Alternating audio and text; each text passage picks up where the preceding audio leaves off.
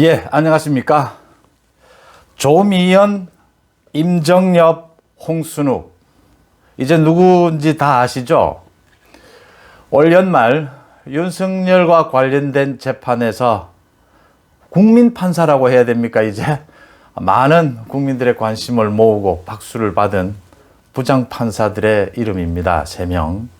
조미연, 임정엽, 홍순욱. 조미연 부장판사는 검찰총장은 법무부 장관에게 맹종해서는 안 된다. 참 이 한마디 와닿지 않습니까? 임정엽 부장판사는 반성은 없이 진실을 말하는 증인을 오히려 공격한다. 정경심에 대해서. 그 다음 홍순욱 부장판사. 일방적 추측으로 징계권을 행사하면 안 된다. 추측으로.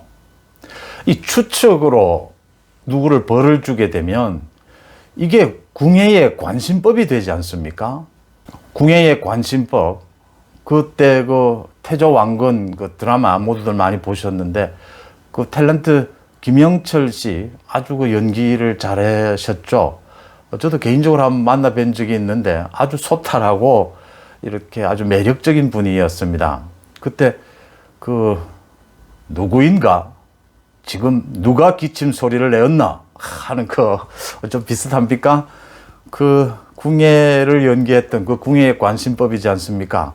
그냥 궁예는 이렇게 한번 쳐다보면 그 마구니가 들었는지 무슨 생각을 하는지 다 아니까요.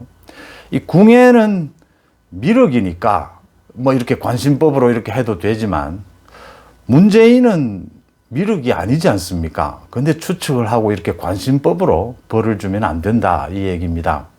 문재인은 또 이 불교 쪽하고는 관계가 없지 않습니까? 예수님을 믿는 쪽이니까 그 관심법을 쓰지 않기를 바랍니다. 누구인가? 지금 누가 기침 소리를 내었나? 그거 참 기억나는 궁예의 관심법입니다. 이제 미륵이 나와야 될 시대는 아니지 않습니까? 미륵은 뭐 궁예로서 충분했고요.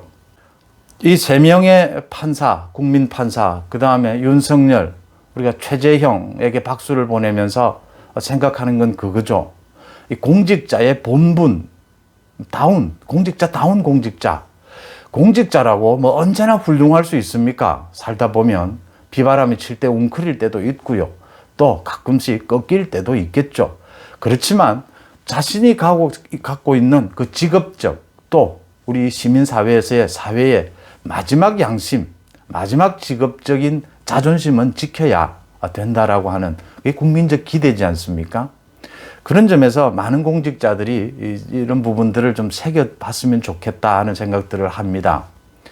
원전 수사에 있어서 그 양재천 국장님, 주글레 과장님, 신내린 서기관님, 참 지금 입건이 돼서 참 개인적으로는 딱한데 그러나 그렇게 하면 안 되는 거죠. 그러면 우리 국민들은 뭐 다 이렇게 행정고시도 하시고 훌륭한 분들이지 않습니까?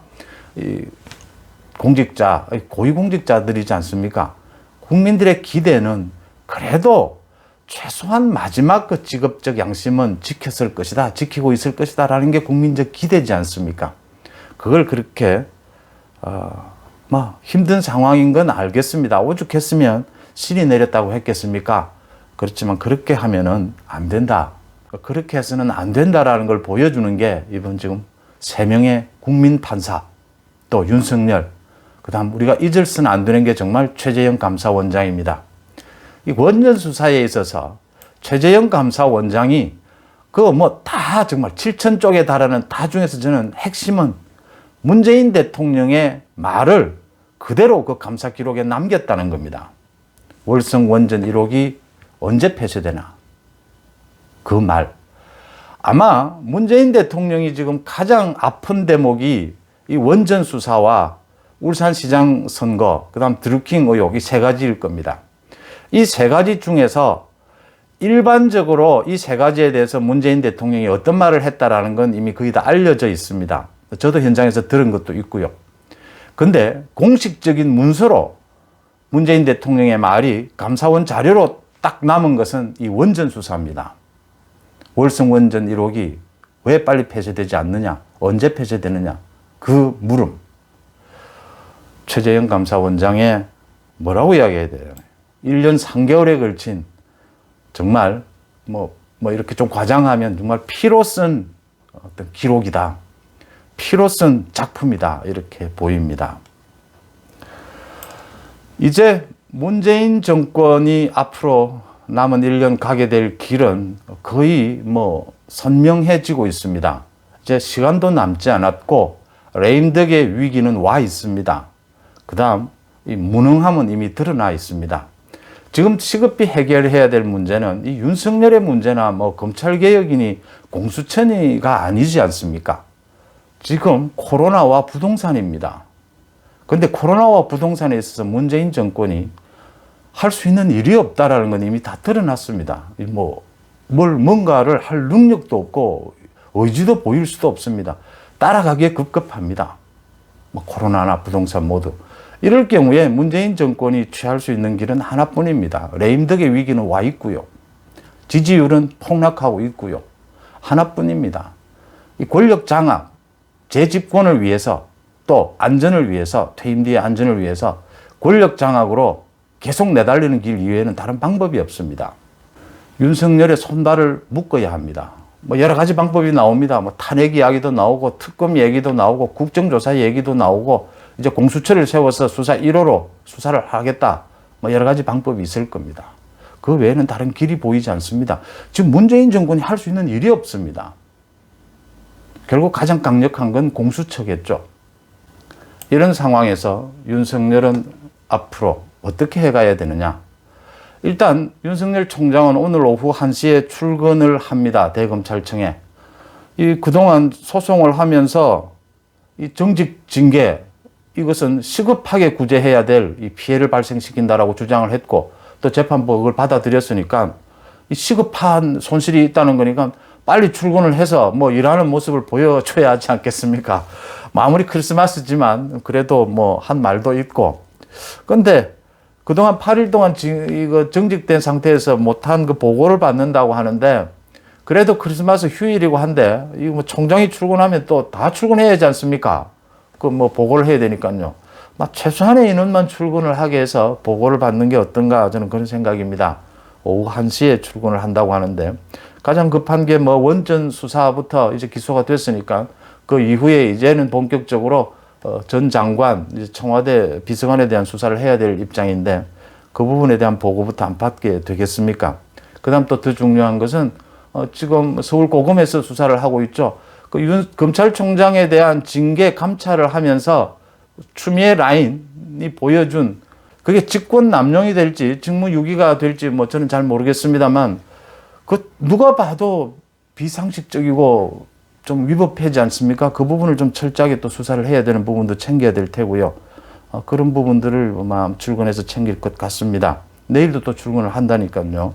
근데 하나 새겨볼 만한 게 윤석열 총장이 이번 재판에서 자기 밝힌 소감 중에 윤석열 총장이 그동안 계속 일이 있을 때마다 법치를 지키겠다, 헌법 정신을 수호하겠다라는 거에서 처음으로 한 말이 있습니다. 이번에는 상식에 따르겠다, 상식을 지키겠다라고 했습니다. 아마 처음으로 상식이라는 말을 한 것 같습니다. 윤석열 총장이 지난달 많은 위기에 몰렸을 때 전국의 검찰청을 돌면서 그때 한 말은 자신에게 쏟아지는 검찰권 남용 또 민주적 통제 이 많은 공격에 대해서 국민의 검찰이라는 말을 했습니다. 국민이라는 말을 아마 그때 처음 쓰지 않았을까 싶습니다. 물론 평소에야 국민의 검찰은 누구나 하는 말이죠. 이 국민의 검찰. 자, 엮어보면요. 국민의 상식입니다. 모든 일은 국민의 상식의 선에서 해결하면 된다. 저는 그렇게 보입니다. 국민의 상식선에서 새로운 리더십을 보여줘야 한다. 윤석열은. 이제 조국 추미애를 넘어서 이제 문재인과의 승부라고 해도 되나요? 문재인과의 승부도 끝났습니다. 문재인이 가야 될 길은 문재인의 길로 가게 되는 겁니다. 어쩔 수 없이. 이제는 윤석열은 문재인을 쳐다볼 것이 아니고 문재인을 넘어선 지점을 봐야 된다. 이제 국민의 상식은 그것을 보고 있다.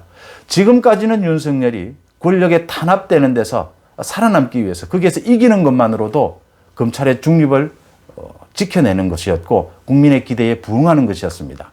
그렇다면 지금은 이제는 문재인을 넘어서서 지금까지의 국민의 그 기대치를 넘어서서 앞으로 국민들이 바라보는 지점은 새로운 리더십, 어떻게 그걸 보여주느냐라는 부분일 겁니다.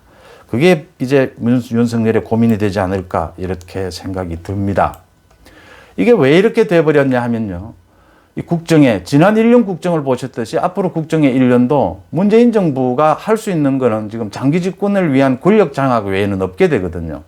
그걸 막을 수 있는 게 여러 가지 장치가 있는데 뭐 검찰권도 있고 사법권도 있고 국회도 있죠. 또 최재형 감사원장 감사원도 있고요. 그 모든 것이 있는데 국회는 이미 다 장악이 되어버렸고요. 이번에 국민 판사 3명이 정말 보여줬지만 정말 독재를 어떻게 막을 수 있다는 걸 보여줬지만 재판부 사법부는 최종 판단이죠. 좀 소극적이라고 볼 수 있는 거죠. 감사원도 좀 그런 부분이 있고 최일선에서 적극적으로 어떤 권력의 문제를 건드릴 수 있는 건 검찰인데 그 중심에 윤석열이 서면서 어쩔 수 없이 지난 1년, 앞으로의 1년도 윤석열이 중심에 설 수밖에 없게 되는 상황이다. 문재인 정권의 목적이 그쪽에 향해 있는 만큼 그 중심에는 윤석열이 될 수밖에 없다. 그런 점에서 윤석열에 대한 국민의 기대감, 이게 집중이 되고 또 그게 자꾸 높아진다라는 부분입니다. 뭐 앞으로 윤석열의 새로운 리더십을 보여주는데 부담으로 작용할 것이 이미 많이 드러나 있습니다. 이번 판사 문건에 대해서 홍순욱 부장판사도 지적을 했죠. 이건 문제가 있다. 이게 이번 징계 사유가 되는 데는 좀 부적절하게 보이지만 판사 문건을 작성한 것, 그러면 내용은 사실 별 게 없습니다. 그렇지만 이런 관례는 없어져야 한다. 이게 악용될 소지가 있다. 본 소송에서는 충분하게 검토해 볼 가치가 있다라고 했지 않습니까? 판사 문건 이런 부분에 대해서 좀 정확한 입장과 정리가 있어야 되고요. 라임 옵티머스 사건에서도 보여줬던 그 검사들에 대한 향응, 앞으로 많은 검사들에 대해서 언제나 이런 어떤 보다 까다로운 이 품위 유지가 요구되지 않습니까? 그런 부분도 챙겨야 될 부분이고요. 또 검찰권의 남용, 검찰권의 일탈, 뭐 이런 부분들에 대해서 윤석열 총장은 좀 더 까다로운 기준을 강요받게 될 것이다. 이렇게 보입니다. 뭐 또 경찰과의 그 수사 기소권 분리라든지 공수처에 대해서 또 어떻게 대처해야 되느냐 이런 뭐라고 해야 됩니까? 좀 이렇게 까다로운 문제들도 윤석열 앞에 남아있는 과제다. 이렇게 보입니다. 하지만 무엇보다 중요한 건요. 살아있는 권력에 대한 수사 때문에 징계를 받았다. 보복으로 징계를 받았다고 주장한 만큼 살아있는 권력에 대해서 정말 절제되면서도 엄정한 수사로서 그 결과를 보여줘야 된다. 이게 가장 중요합니다. 당장 원전, 그 다음 울산시장 선거 개입이죠. 울산시장 선거 개입은 대통령 앞에 가서 멈춰 있습니다. 검찰 수사가. 그 다음 원전, 이제 청와대로 본격 수사를 해야 됩니다. 이 두 부분에 대해서 절제되지만 단호한 검찰권을 보여줌으로써 새로운 리더십을 만들어갈 수 있을 것이다. 이렇게 보입니다.